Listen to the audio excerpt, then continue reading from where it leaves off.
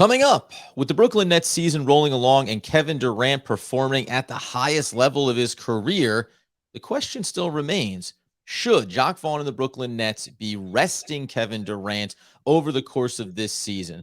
We break down the positives and negatives of that, and if it ultimately matters to the long-term goals for this team. Coming up next. You are Locked On Nets, your daily Brooklyn Nets podcast. Part of the Locked On Podcast Network, your team every day.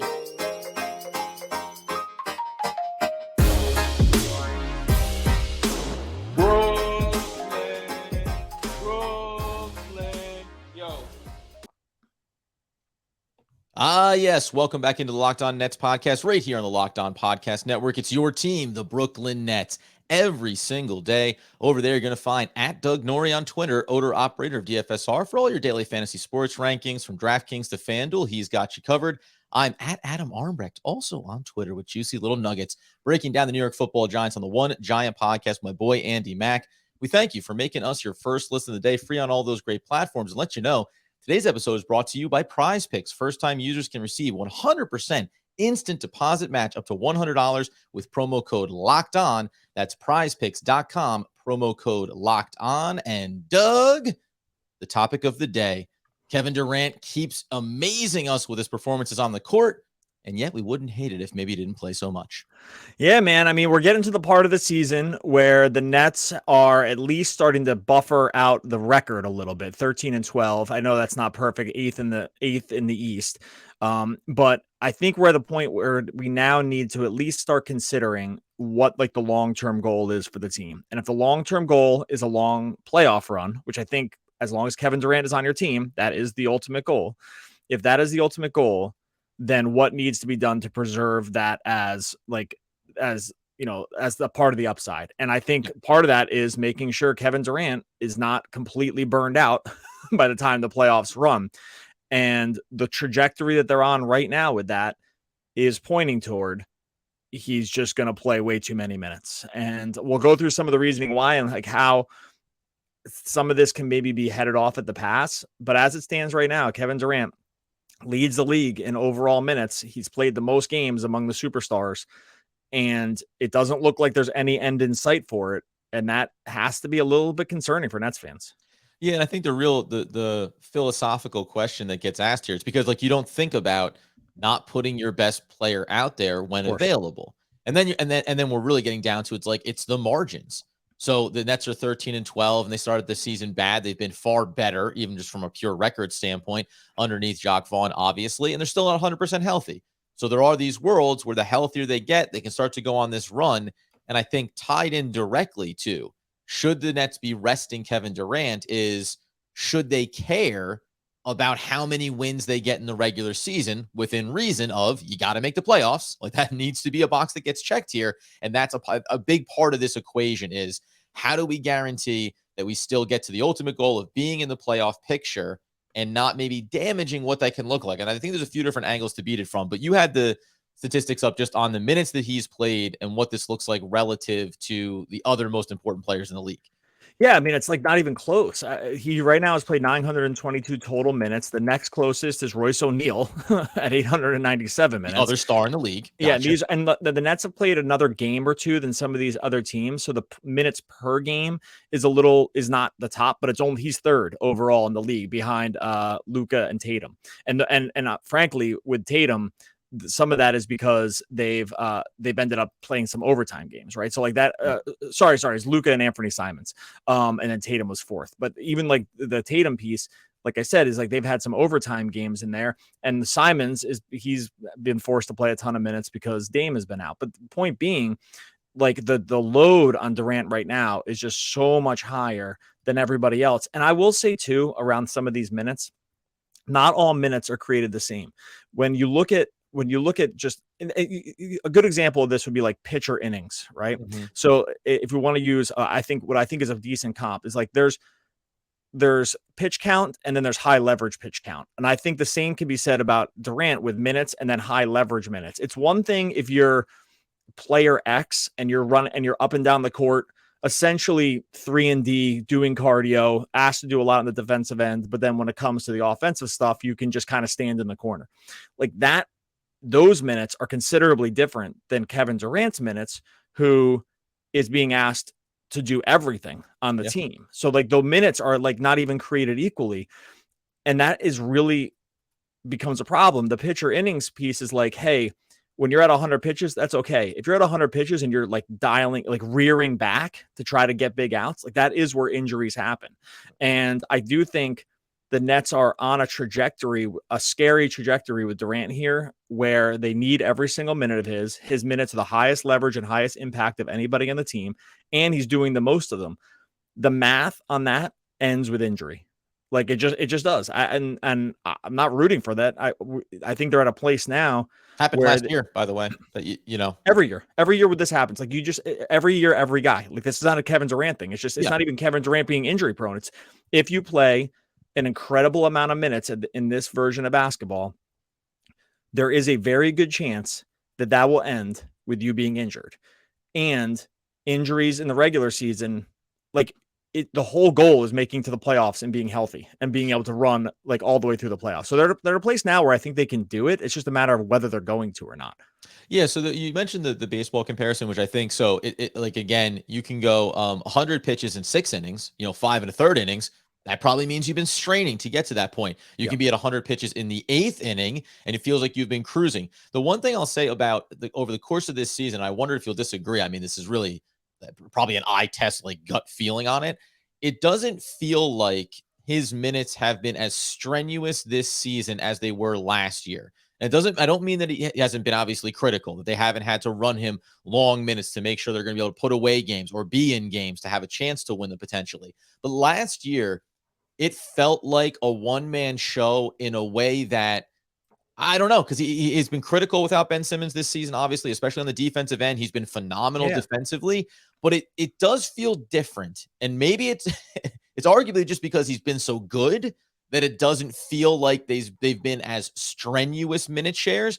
And we're only 13 and 12, 25 games through the season. It will probably start to look more strenuous the longer we go on this, including in the Boston Celtics game, which is a physical team you play against. We did see at the latter stages of that little kind of just lackadaisical turnover he had really wasn't a lackadaisical. It was just, man, I've done everything I can here. And maybe that's like the first little foot, the toe in the water of, hey, he's going to need some rest here probably pretty soon if you don't want to have the compounding impact when it comes to wins and losses even. Yeah, I'm really glad you said that because I do think that the Celtics example is the example I was just going to use. Is that, yes, I think Kevin Durant can make things look very easy because he's so athletic and he's so good and he just can make shots over everybody and it can look super fluid and it's always going to look pretty easy. Like he's just not, it doesn't ever look high exertion. And maybe that's one of the reasons that he continues to play these huge minutes. But I think you will see like the example you provided from the Celtics, where it's like at some point, like it all comes home to roost here. Like you just are tired. And if you're playing high quality teams that are going to take advantage of just even the slightest misstep of no fault of your own, like you've just been asked to do way, way too much over the course of the season so far. I think you could start to see those things happening more and more. So I think the Celtics example, it could be for any reason, honestly, but it does play in kind of perfectly into what we've seen is that like you're at like and I was going to say too, it's like not like on the defensive end, he can take it off. Like he's got the Tatum assignment. Like he's got a really hard, road to hoe here on both ends of the court. And eventually, when you're in your 40th minute or whatever, and you're playing against a high quality team, you're just going to turn the ball over. It's not his fault. Like but this is what needs to be avoided. Like they have to start taking the foot off the gas a little bit, and it might be uncomfortable at times. And this is the devil's bargain everyone gets into, is that every game feels like the most important game. Yeah. But the best teams are able to say to themselves, it's just not. Well, and by the way, so on the back end of the episode, we're going to talk about what the impact of a decision like this, if you choose to make sure you get the rest for Kevin Durant, how does it impact standings? How does it impact the playoff picture in the long run that you want to go on, just from a philosophical standpoint? But the next step is then, if you intend on resting Kevin Durant, who fills in those minute shares? What does that look like from a rotation standpoint? Is it just Do we want to just take him game off? You sit down, or do you try to keep him out there every night and find ways to reduce the workload? We'll discuss that coming up next. All right, first, going to tell you about our friends over at Prize Picks. Prize Picks made daily fantasy easy. They figured this stuff out, folks. All you do at Prize Picks, you're not working with salaries. You're not working with putting together different lineups. With Prize Picks, you're just going over, using entries. You're using and going against their player projections, going more or less points, for basketball, at least points, rebounds, assists, blocks, and you just go against the Prize Picks projections. You're not going against different sharks in the water. You're not trying to finagle every last dollar out of a lineup. They make it very easy. You just pick 2 to 6 players. You figure out if they're going to score more or less than their Prize Picks projection, and you can win, wait for it, 25 times your money on any entry. You're not competing against other people. Like I said, it's just you versus the projections. And it's not just basketball either. NBA, NFL, MLB when it comes back, NHL rolling through that season, college football, got bowl season coming up here, men's college basketball, women's college basketball. It's all there. I didn't even go through the whole list. Prize Picks gave us the whole list. It's too long to even get into. Entries can be made in up to 60 seconds or less. It's that easy, safe and fast withdrawals. You're not getting that everywhere. Currently operational in over 30 states and Canada. Download the Prize Picks app or go to prizepicks.com to sign up, and you're going to be playing daily fantasy sports. First-time users can receive a 100% instant deposit match up to $100 with the promo code LOCKED ON. If you deposit $100, Prize Picks will give you $100. Go for $50, and Prize Picks is going to give you $50. Don't forget to enter promo code LOCKED ON at sign up for an instant deposit match up to $100. Prize Picks is daily fantasy made easy. So, continuing this conversation around the need for Kevin Durant to get rest and the long-term potential impacts it could have on this team and their season and their goals. Quote from Jacques Vaughn. This was brought up by Chris Mulholland over on Twitter, obviously friend of the show. Probably number 7 is the only dude that's locked into his rotation, and these amount of minutes he's going to play. Everybody else, let's be ready to hoop when your number is called. So the great debate about if they should be resting Kevin Durant is going to get some pushback directly from probably Kevin Durant and also from Jacques Vaughn. However, the first question here is, do you want the Nets to sit him down for full games, or do you want to find a way to reduce his minutes on a game-to-game basis? Because the latter is not an option that the team seems capable of, that coaches seem capable of, and I'm not judging them for it. And Kevin Durant doesn't seem capable of it either. If he's there and he's playing, he's playing max minutes. It feels like the only thing you can do is say, Wednesday night, you're taking the game off. Yeah, he'd probably vote for 48 minutes for himself if it was up to him. That's like every player. So I don't think this can ever be put on the player. I think that's just not something that the players can be responsible with. Frankly, I sometimes don't even think the coaches can be responsible. This is why, and it's not their fault. Like, I'm not blaming anyone for this, but this is why in-game management around minutes is almost impossible too, because you just get into the game and you want to win, and winning's the most important thing. And you can't trust even the best laid plans around what the rotations were supposed to be. We see it all the time. I have Kevin Durant on the bench. Why wouldn't I be using him? Of course. And so this is where these pre-planned things are almost always the play, because you just can't, once the game has started and the balls get rolled out there, like, you can't trust anybody to just to keep going with it. It's like the old thing. It's like, everyone's got a plan till you get hit, right? Like, this is the equivalent for the NBA. They can't, very few teams are good enough or disciplined enough to maintain minute stuff unless, like, they just have to do it. Like, unless it's like a strict injury thing and it just can't do it, right? And even then it becomes really, really hard. The players are always going to advocate for playing more. The coaches want to win because that's their resume. Like, it's the whole thing. So I would always say plan to do it. Now, I know people are going to say, hey, they get paid to play minutes. They get paid to play games. Like, don't sit. The NBA is getting soft. Okay. I can hear that. No, here's the thing.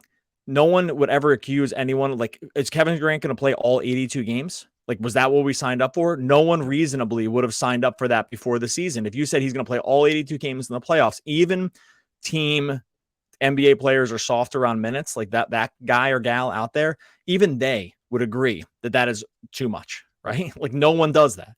And so at that point, if you already come to that agreement that is not going to be the case, and he's not hurt right now, and you're not just going to wait till he gets injured and like that's going to be the rest, then you have to find those times. And for me, it cannot be in the games. Like, it can't be in the games. They can't do it. We've seen it a million times. They cannot help themselves. These guys get thrown, but you want the evidence? It's all 25 games the Nets have already played with Kevin Durant playing the most minutes in the league. That's the evidence. Like the evidence is already in. They can't do it. Even when they want to, they can't. So you have to find, and by the way, we'll get to it now, but or in a second, but this upcoming schedule is the time to do it. Like, I think.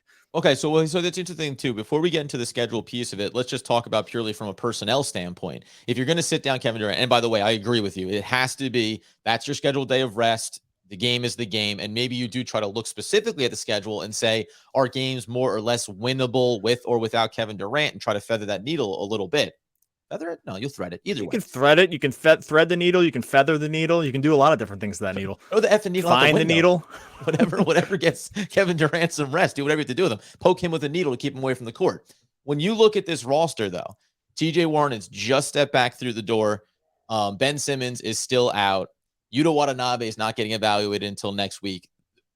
What's the rotation? How are you replacing Kevin Durant? And we understand you're not replacing Kevin Durant, but it does become really interesting. And maybe unlike some other teams, like you mentioned, Luka, I think that he's a guy because of his age. You don't worry as much about the minute and workload, but very much a similar kind of team in the sense of like, hey man, Dallas goes where Luka goes. And if he's not going to win you games, you're probably going to lose a lot of games. And they have to make choices there as well. Well, here's the uncomfortable truth here. You might just lose the game. Oh, right. This is the thing that I know nobody wants to hear this. You have to be comfortable that you might lose. And maybe that's not the comfort level anyone wants to be at. I don't know. Well, here would be my beneficial upside of getting Kevin Durant rest beyond getting him rest and what it can mean long term. Is that okay? You're going to go into this rotation. It's going to be Kyrie Irving, Royce O'Neal. Let's just slide in TJ Warren, or, it's going to be putting in a player, maybe like Markieff Morris now finds some minutes in here. Joe Harris will be in the mix, Edmund Sumner, all these guys, right? But maybe it just ends up being that thing where, hey, these scheduled rest days, especially because you're losing size, maybe this is hey, Daron Sharp, you get developmental minutes. And I know, first of all, I'm not saying that that's going to improve anything for Daron Sharp, but it is if you're going to prescribe to needing to get Durant rest, then you should treat those games as opportunities to grow your personnel, grow the skill set, grow an understanding of what players are capable of what in the long term here. You might as well use them as that. I think the one thing I'll push back to you would be, what does that look like from a Kyrie Irving standpoint? And do you care if it's, hey man, Kevin Durant's our best player, he's getting rest, and you have to be out there kind of just eating the innings for us in games that maybe we do feel like are foregone conclusion, more losses than wins.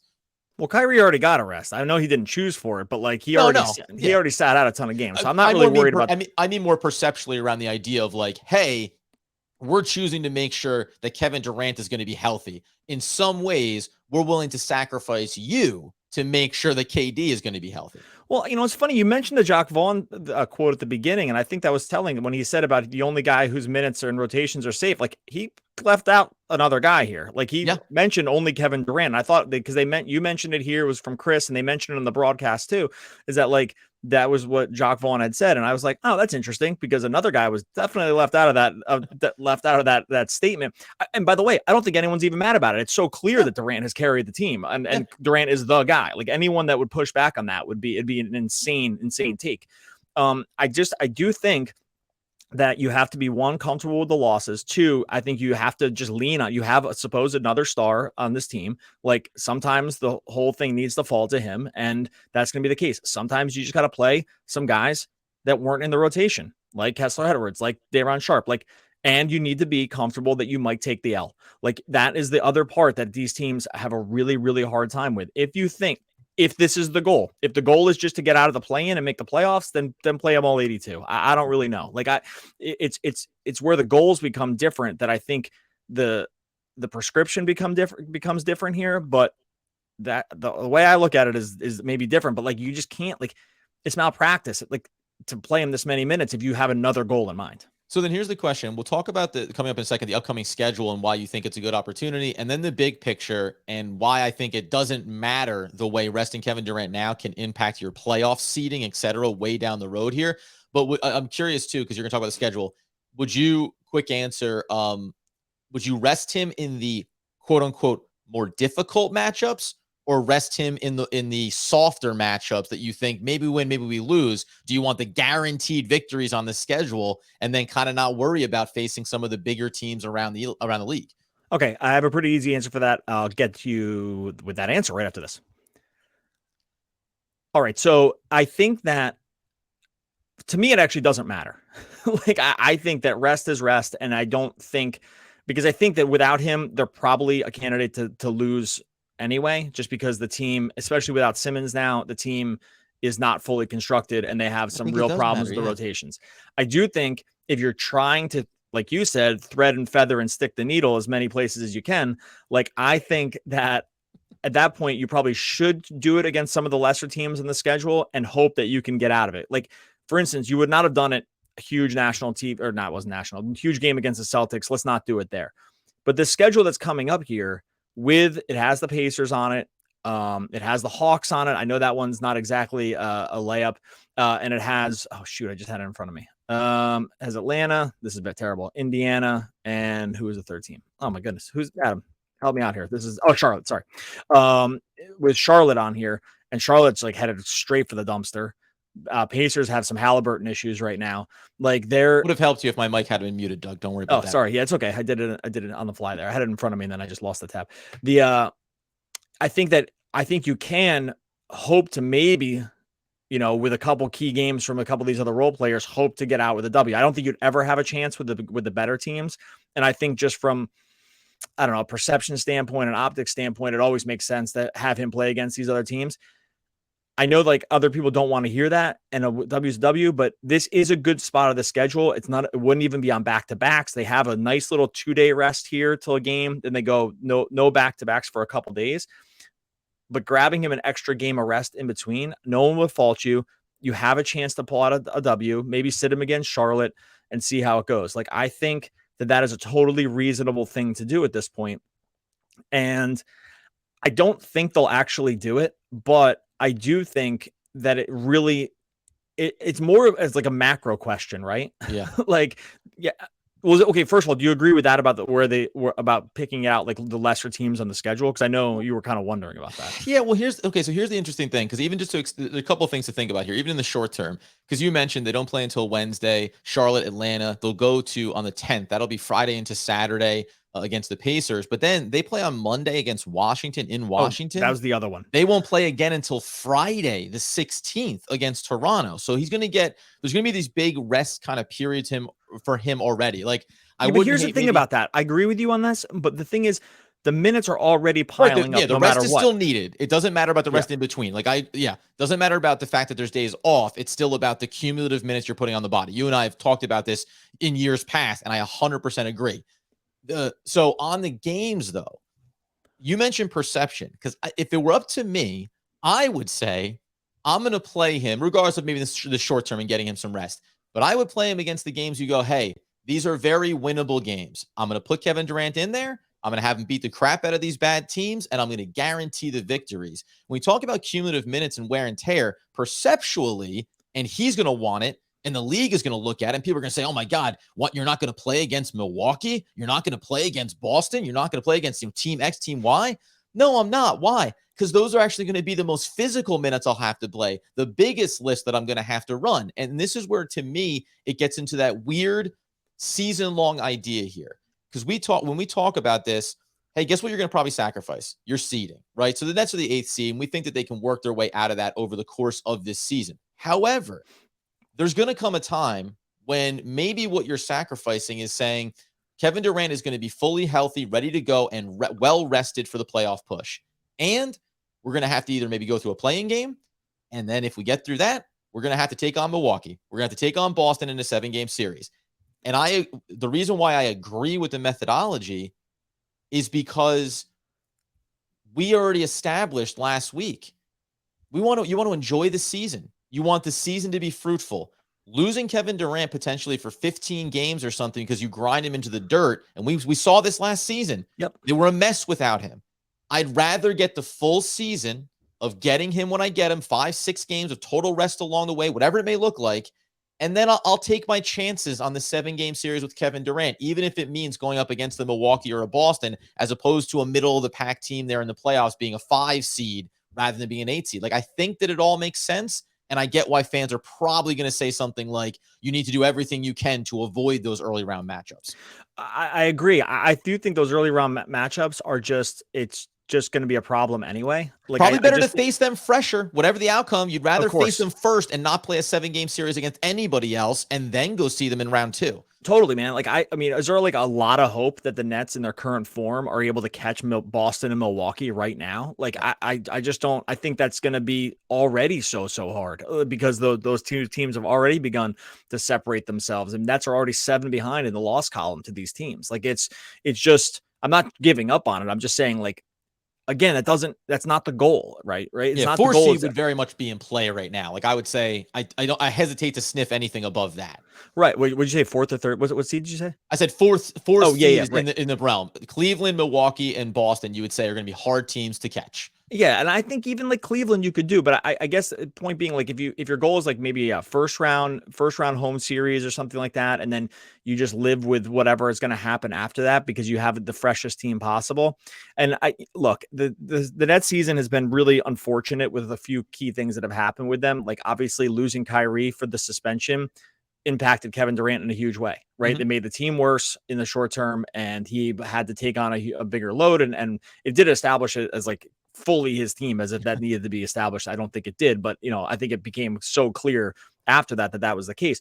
But that became a problem. Obviously, the Simmons thing, I think that's going to be a season-long problem with injuries. He hasn't played in a long time, and he's already had multiple injuries. Like, there's no reason to suspect he comes back healthy and then it just plays the rest of the year. You're just going to have these other issues the entire time. I think that's always going to be the case now, right? It's always going to be that the team is just functioning at less than full capacity. Once you agree to that, and once you agree that the goal is to get to the playoffs as healthy as possible and just see what happens, then it just really becomes, I don't even think it's a debate.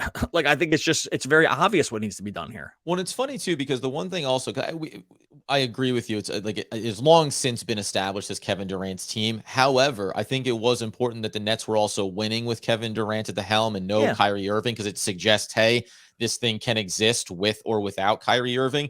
And then we've talked about it before. The other pieces of guys that have stepped up, like Yuta Watanabe, hey, he has to be healthy. He has to be out there. I think the other fine line, just to tie it back around to what you talked about, who fills in these minutes, I'm talking about those games. Like, guess what?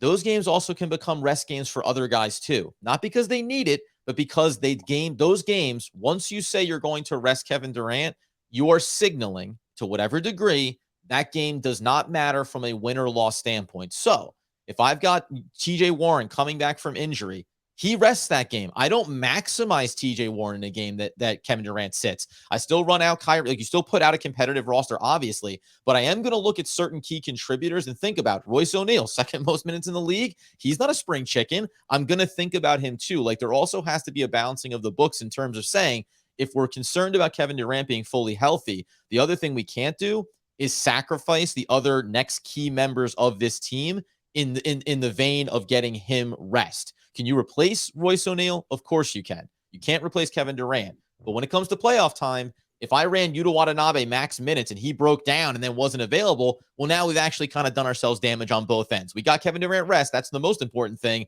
But we also took away 3 of his best supporting weapons. So, like, there is this weird balancing. And by the way, I don't put Kyrie Irving into the list of players that need to get the rest. I put him in the list of, you need to do what Kevin Durant did last year. Going to be 20, whatever, big stretch where you don't have your superstar, your other superstar. You got to go give everything you got. Win or lose, you're going to be that leader out there for those handful of games, and we'll live with it from there.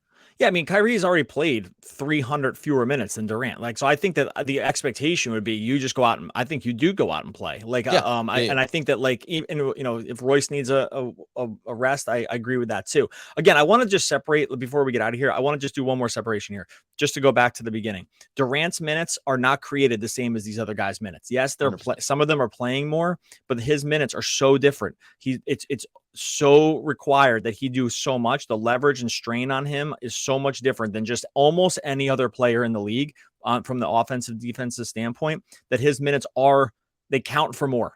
Like, they count for more minutes when it comes to just evaluating what can happen with him going forward. Like I wouldn't even put, even though Royce has played 1,000,000 minutes, I wouldn't even put him in the same group. Like it's just spot out 3-point shooting and asked to be and have some pretty tough defensive matchups.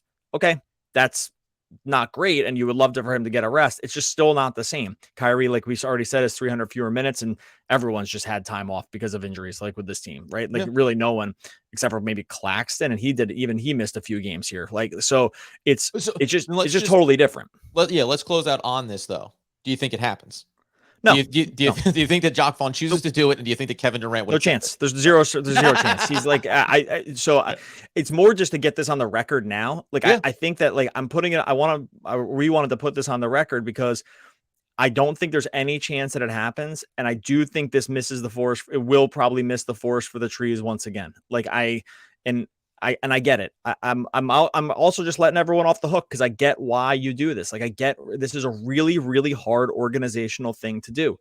The best teams, well, the best teams don't struggle with it. The best teams, they do what was needed to be done, right? Like we've seen this from the Bucks in the past. We see it from the Warriors all the time. Yeah.